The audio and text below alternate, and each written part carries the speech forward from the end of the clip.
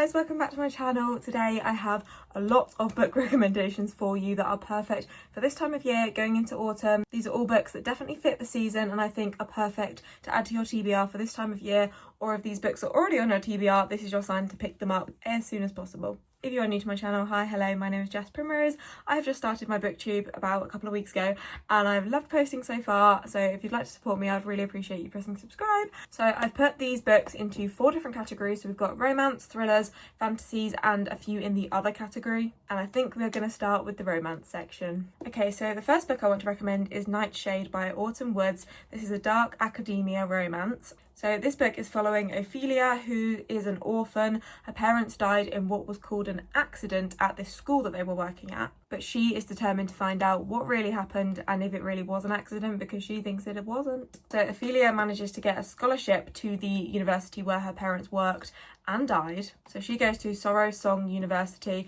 which I just think is the perfect setting for this kind of year for a romance, because this university is an elite, isolated, kind of gothic university in the middle of nowhere in the Scottish Highlands.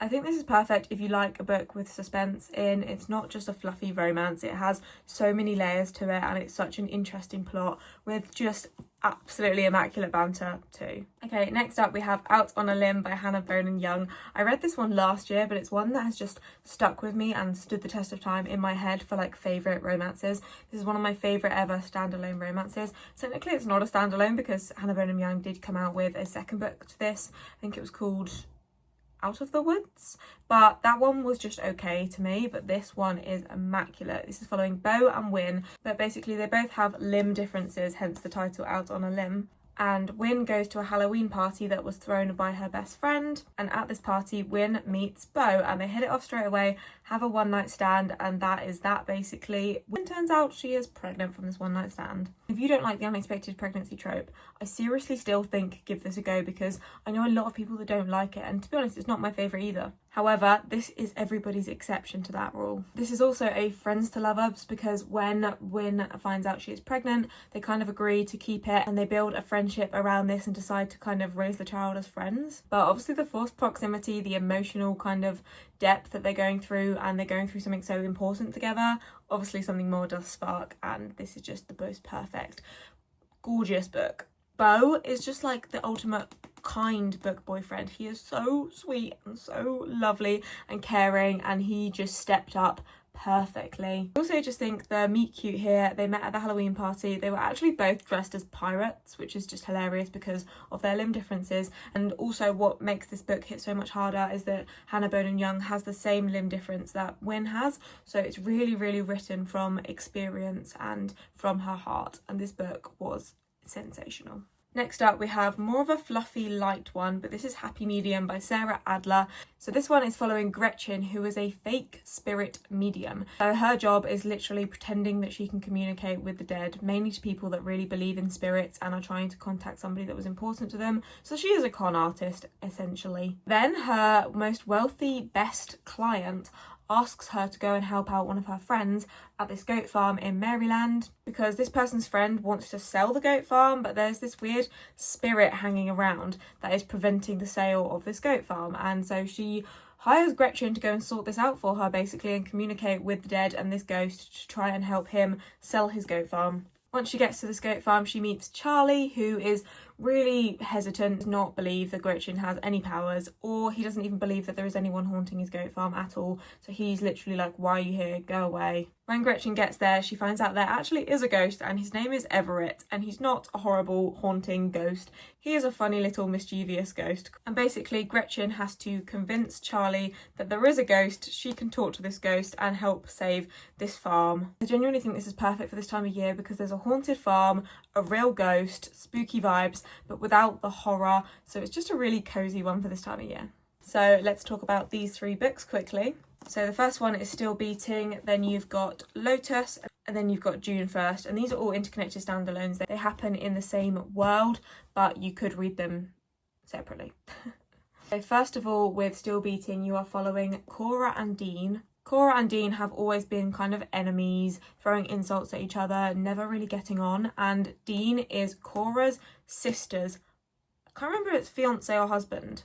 So basically they all go out for Cora's sister's birthday, everybody else goes home, and then Cora ends up basically staying out and losing her wallet, and she ends up stranded and can't get home because she has no money to pay for a taxi, and she ends up stranded. So she's calling everyone to come and help, and the only person that picks up is Dean. So Dean basically comes to pick her up, but they ended up actually both getting kidnapped together. They are abducted by a serial killer / madman and wake up chained in this man's basement, which basically means they have to work together to actually survive and get out of there. This book is very traumatic. I would say this is probably dark romance. Honestly, this book made me cry. It had me in absolute shock. Some of the things that happen in this book are not to be taken lightly, and then please read the trigger warnings before picking this book up because it is dark.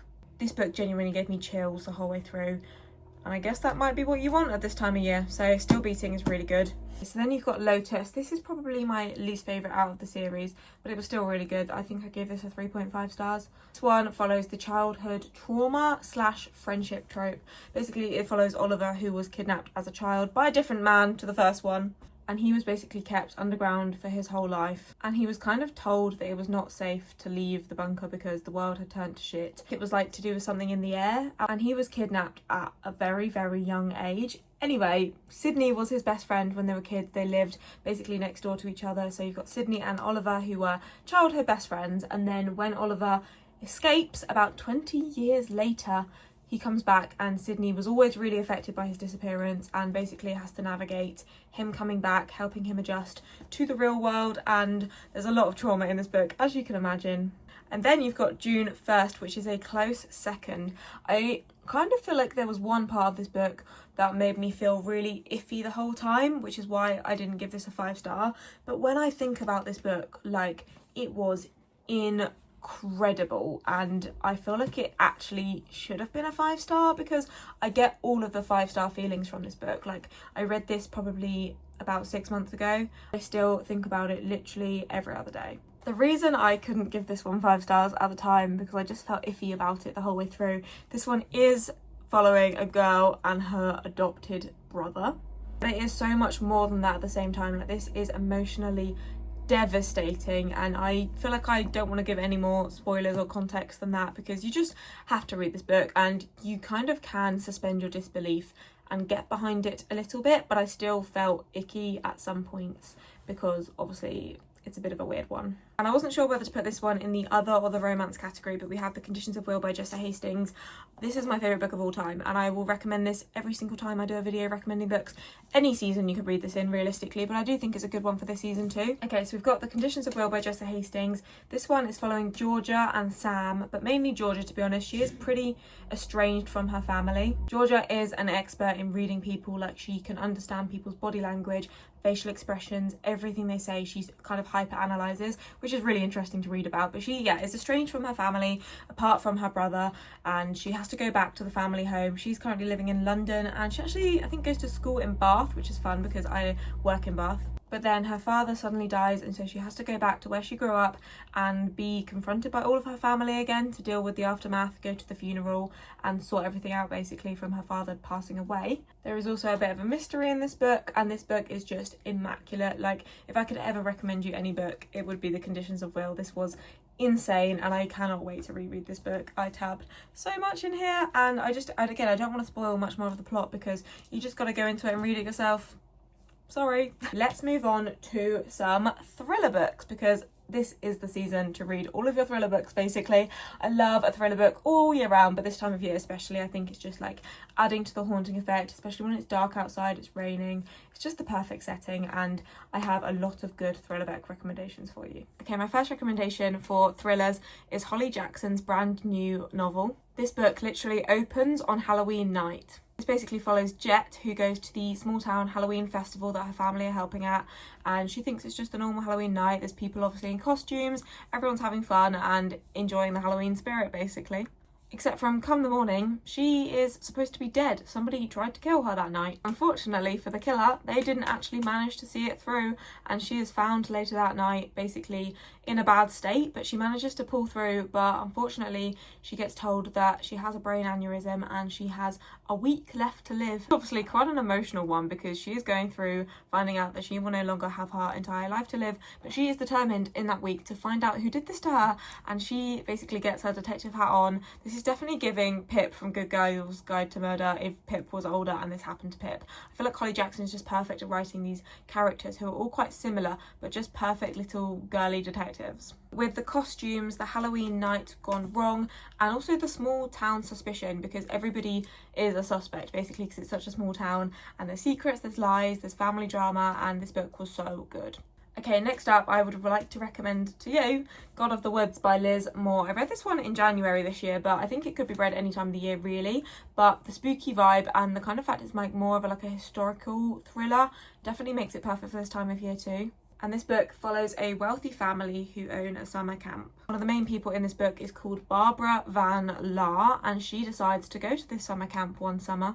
And she is the daughter of this powerful family that own the camp, but one day she goes missing in the woods. And the case of Barbara disappearing basically kind of reflects something that happened in previous years and starts uncovering secrets from previous years too, because her brother disappeared in the same place. It really covers privilege and misogyny. Also, I cried from one of the women's points of views at one point because it was so terrible and I felt so deeply for her. And it's almost like in this book, the forest becomes its own character, because it's very atmospheric, very woodsy, and it kind of feels like nature is turning against you, which is so spooky.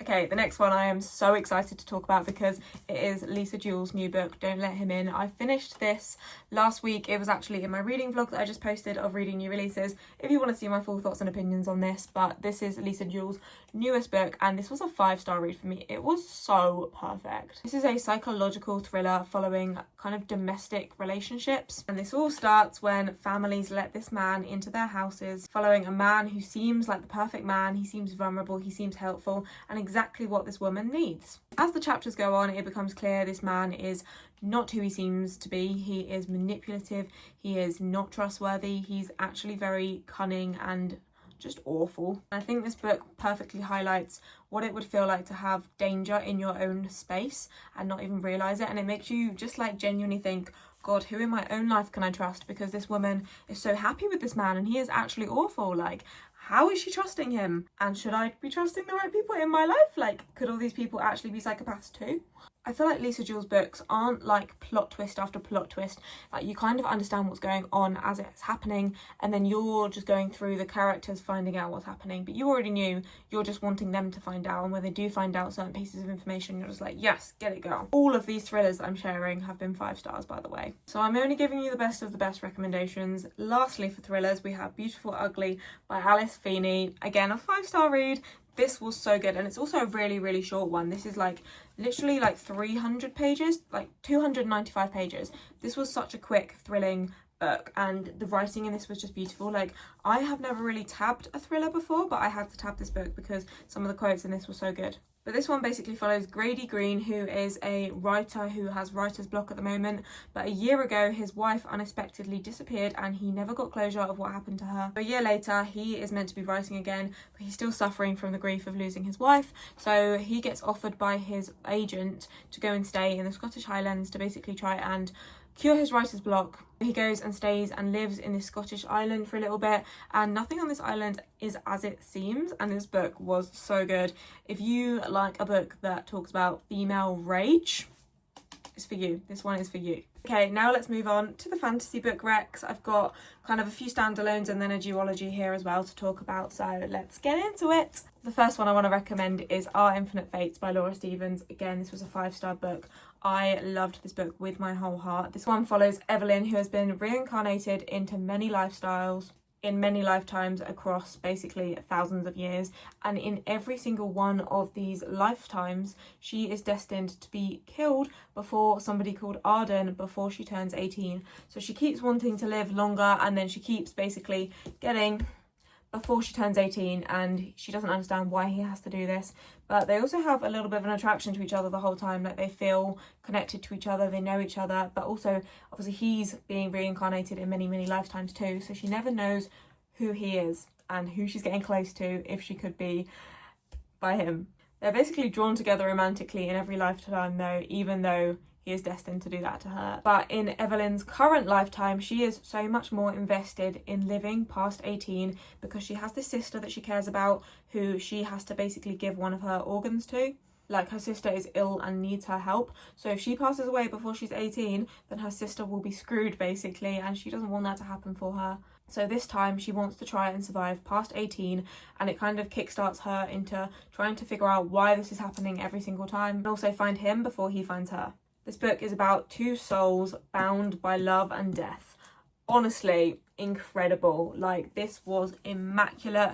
It was perfect. It was just everything you want out of a romantasy. I think it might even be a YA romantasy, but this was just so interesting. I love how in every lifetime they are not set to being a female and a male. They've had many lives where they're both men, in the trenches in war. They've been in glacier kind of exploratory ships. They literally have been everywhere, and I think they are in England for this last one. But this goes in such a direction and has such a big plot twist that I could have never ever came up with or imagined. Like, this was so good. I want to reread. I really want to reread. Next up, we have Bury Our Bones in the Midnight Soil by V.E. Schwab. This is actually the only book I've ever read by V.E. Schwab, but I think it is immaculate for this time of year. This is a sapphic vampire dark fantasy book, and it's following 3 different women in 3 different time periods. Obviously vampires live forever, so that's not a worry. They all kind of become connected in some way or another, but they all live very different lives and are very different people, but they all at some point in their life become vampires. But this book is eerie in the best way possible, and it was really good. I think I gave this 4.5 stars. Okay, next of all, let's talk about my favourite fantasy duology, The Crimson Moth and The Rebel Witch. I truly believe The Crimson Moth is one of the books that really got me into fantasy. This is an enemies to lovers witch hunter romance. This whole world is divided by witches and witch hunters. Basically, they were banished a long time ago, and it's one of those books where they're enemies to lovers, but you really see both sides of the story of like why they hate each other, and it really makes sense. There's no good person or bad person. They're both just people that believe in what they've experienced throughout their life. But Rune is basically hiding in plain daylight, pretending not to be a witch, but she's basically just trying to survive in a society that would kill her if she was discovered. Somebody on the back said, a steamy game of cat and mouse between a witch and a witch hunter played out against a backdrop of opulence, secrets and a bloody history. I couldn't look away. And I agree with that wholeheartedly. This book has all of the moody, witchy elements, which just makes it perfect for this time of year, and the second one was really good too. Their chemistry is literally electric, but there is also so much betrayal in this book, and all the characters are amazing. There's also a bit of a love triangle in this book between 2 brothers. Okay, and lastly for my fantasy section, I want to talk about The Bridge Kingdom by Daniel L. Jensen. I again finished this book last week and I gave it a 4.75 stars. It was so close to being a 5 stars, but I feel like there was just something missing, which I'm hoping the second book in this series will pick up and give me a 5-star read from it.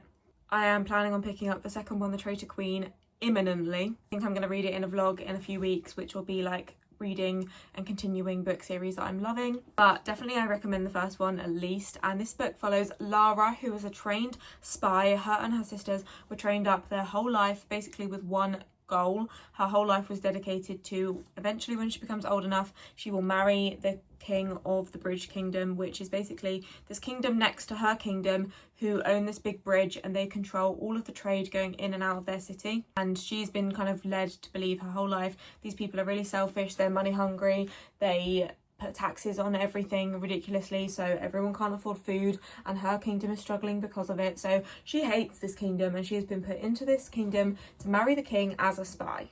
Once she gets there, she starts kind of plotting how they can attack this kingdom, but everything she once believed does get questioned, and it's like, is everything about our enemies actually true, or have I just been trained and led astray my whole life? Her loyalties do get a little bit tangled, especially with her growing genuine feelings for the king. This book was immaculate, honestly. It was so good. Really enjoyed the political scheming and slow burn tension in this book. This book, I think I've seen people say that this book single-handedly brings back yearning, and I really agree. The yearning in this book was so good, and just the fact that he would stick up for her so much and really, really, really was so lovely to her, even though she was a spy. And the ending of this book was crazy, and I need to pick up the second book ASAP. Okay, and then I do just have two which fall into the other category that I thought would be perfect for this time of year that I wanted to include. So first of all, we have The Ministry of Time by Kayleen Bradley. This was her debut novel, and this one's definitely different to everything I've ever read before. I can't lie, it wasn't my favourite book in the entire world, but it definitely put me out of my comfort zone, and I did really enjoy it. But I feel like it was one that I really wanted to recommend because I know a lot of people that really, really, really loved this book, like it's one of their all-time favourites, and I see why. I really do. I think I gave it like a 3.5 stars, but this one's just so unique, and if you really think the plot sounds interesting, I highly recommend you pick this up. This one basically follows a British civil servant who gets recruited into this new programme at the Ministry of Time, and her job is to help acclimatise, study and train these people that they have brought back from the past. Basically, the British government has invented time travel. Our main character has been told that she is going to be working with Commander Gore, and he was a Victorian Arctic explorer who died on some sort of expedition. But now he has been brought back just before he died, and he is now living in modern day London. He's trying to make sense of smartphones, delivery apps like skyscrapers. He has never heard or seen of any of this, obviously. The whole world is completely alien to him. This is so atmospheric. There is a lot of ethical dilemmas in this book. It's quite political, but very interesting. And this writing just felt really kind of rich and reflective. So this is one that I would, again, highly recommend for this season. And then last of all, we have The Wishing Game by Meg Schaefer. This is a quick and easy one that I highly recommend. This is a whimsical, cozy, contemporary book with a fairy tale-like feel. This feels like going back in time and having a hug from your childhood self who used to love reading. Like, I feel like this perfectly encapsulates what reading as a child feels like, because this book is centered around an author who writes children's books. It also follows Lucy, who is an aspiring children's book illustrator. Lucy also really wants to adopt this young boy who's actually in her class. I think she's a teacher. Yeah, she's a primary school teacher. She wants to adopt this boy in her class, and she kind of bonds with this boy, looks after him a lot after work, and they read these books together. So when the author basically says he's coming out with one last book, and there's a competition to get your hands on it, basically there's going to be one copy sold of it, it kind of becomes a little bit of a game and a bit of a challenge that Lucy has to go and compete in to win this copy of the book, because also when she gets the copy of this book she can sell it and do whatever she wants. And the reason she can't adopt this boy is because she doesn't have enough money, and this series is obviously a series that her and this boy have bonded over, and the unpublished novel will allow her to sell it for enough money to be able to adopt this boy and give him a really good life. This book is so whimsical, cozy, sweet, interesting and just fun. This book is like curling up with your old favourite book but with the adult emotional depth to it. And this book was again a 4.75 stars for me. I think it was so good. Okay, that is all the book recommendations I have for you today. I was going to go through my autumn TBR in this video for you, but I think I've been filming for 45 minutes already, so I better do that in a different video because this video is already very, very long, and I appreciate you watching if you are still here at this point. So I will be posting that as another video. I'll film it now, but it will be up soon. Again, if you have made it to this point, please do give me a subscribe, a like and a comment, and I will see you all in my next video. Bye!